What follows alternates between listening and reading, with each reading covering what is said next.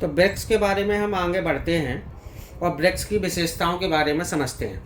तो ब्रिक्स की अगर विशेषताओं की बात करें हम, तो दुनिया की आबादी का 42% जो है ब्रिक्स में समाहित है। अगर जीडीपी की बात करें कि दुनिया की जो जीडीपी है उस विश्व की जीडीपी का 25 से 30% ब्रिक्स के पास है। अब इसके जो सदस्य देश हैं वो 4 महाद्वीपों से आते हैं। जैसे अगर हम ब्राज़ील की बात करें तो ये अमेरिका का देश है। अगर हम रूस की बात करें तो ये एशिया का देश है। अगर हम इंडिया की बात करें और चीन की बात करें तो ये एशिया का देश है। और एस यानी साउथ अफ्रीका की बात करें तो ये क्या है, अफ्रीका का देश है। तो ये विश्व के 4 महाद्वीपों को जोड़ने वाली एक मंच है। अगला, अगर इसका विश्व व्यापार में हिस्सेदारी देखें, दुनिया के व्यापार में, तो 17% हिस्सेदारी इन ब्रिक्स के देशों की है। अगर हम बाजार की बात करें निवेश के लिए या वैश्विक शक्ति की बात करें, परमाणु ऊर्जा की बात करें, तो ये ब्रिक्स के सदस्य देशों में ये पाया जाता है क्योंकि ये बहुत बड़ा बाजार है। 42% आबादी का बाजार है विश्व में और वैश्विक शक्ति के रूप में ये अपने लोहा मनवा रहा है। आर्थिक मंच पर आ रहा है, बुनियादी ढांचा पर आ रहा है, ढांचागत परिवर्तन में आ रहा है, शिक्षा के क्षेत्र में आ रहा है, टेक्नोलॉजी के क्षेत्र में आ रहा है, और आप साइंटिफिक क्षेत्र में देखें या स्वास्थ्य में देखें तो ये उभर करके सामने एक शक्ति के रूप में विश्व के सामने उभरता हुआ नजर आता है।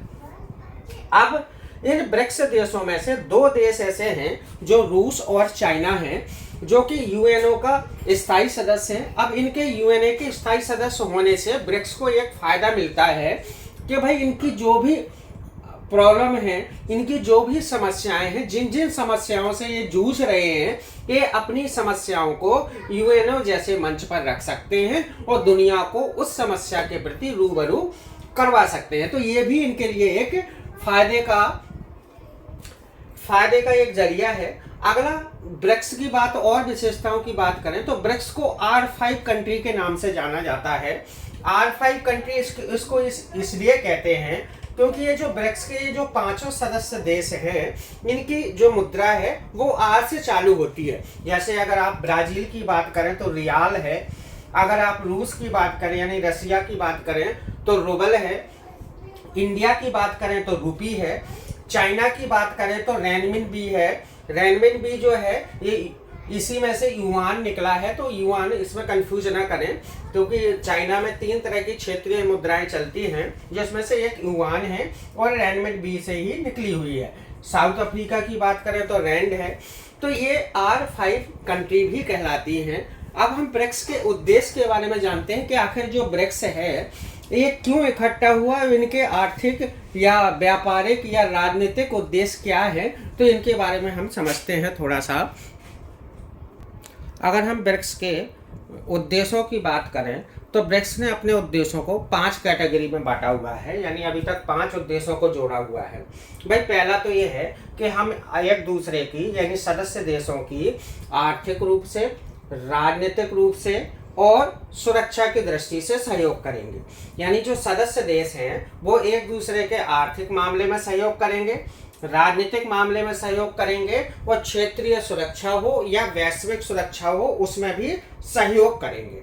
पहला इन्होंने उद्देश्य ये रखा। दूसरा उद्देश्य है कि लाभकारी विकास करेंगे। भाई लाभकारी विकास का मतलब है कि जो सदस्य हैं, हम 5 जो सदस्य हैं, हम एक दूसरे के लाभ का ख्याल रखेंगे, साथ ही जो और अन्य जो सदस्य हमसे जुड़ेंगे या जो अन्य देश हैं जो हमारे साथ आएंगे उनके भी हम लाभ में सहयोग करेंगे, यानी अन्य विश्व के अन्य देशों के लाभ में भी हम मदद करेंगे।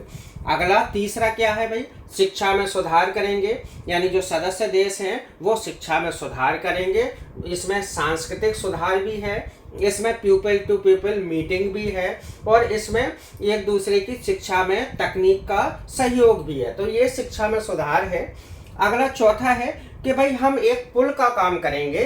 पुल का काम मतलब किसके, एक विकसित जो देश है और जो विकासशील देश है उन दोनों को आपस में जोड़ने का काम करेंगे। तो हम एक पुल यानी एक सेतु की तरह कार्य करेंगे ये भी ब्रिक्स का उद्देश्य है। और आखिरी उद्देश्य ये है कि भाई जो डॉलर है उसका प्रतिस्थापन खोजेंगे। प्रतिस्थापन मतलब डॉलर का काउंटर पार्टी। कौन सा डॉलर? यूएस डॉलर का हम काउंटर करेंगे।